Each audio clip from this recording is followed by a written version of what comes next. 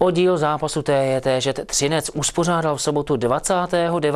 října již 34. ročník Velké ceny Třince v řecko-římském zápase žáků a juniorů. Po dlouhých letech se opět na Velkou cenu Třince v zápase řecko-římském sjela opravdu zdravá evropská konkurence.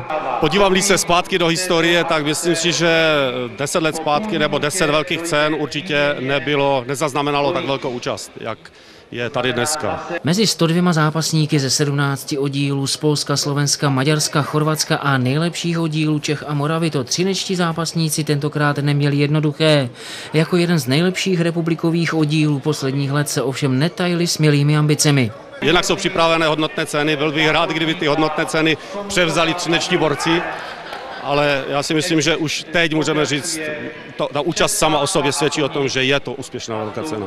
Junioři a kadeti trenéra Lipovského takřka beze zbytku naplnili jeho slova. Přestože se v letošní lize i díky výrazné obměně družstva neprobojovali na závěrečný mistrovský turnaj, dokázali, že patří mezi absolutní českou špičku. Největší úspěch je asi, že se Petr Bauer dostal letos na mistrovství Evropy do Tirany, kde bohužel sice prohrál, ale je to úspěch dostat se v dnešní době jako mezi ty nejlepší na světě.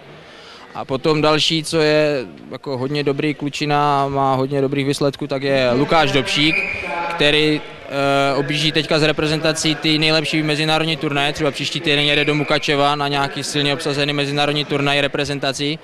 Tak ti dva jsou prostě teďka momentálně nejlepší a mají největší úspěchy. Ze 7 nominovaných jich v Třinci 5 stanulo na stupních vítězů. Své kvality potvrdil už i jmenovaný Lukáš Dobšík. Ve své kategorii nedal soupeřům šanci a s přehledem zvítězil před oddílovým kolegou Michalem Bačou.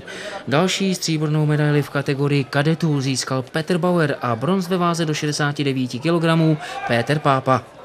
Mezi juniory se na medailovou stříbrnou pozici probil třinecký Martin Gorgol v 66.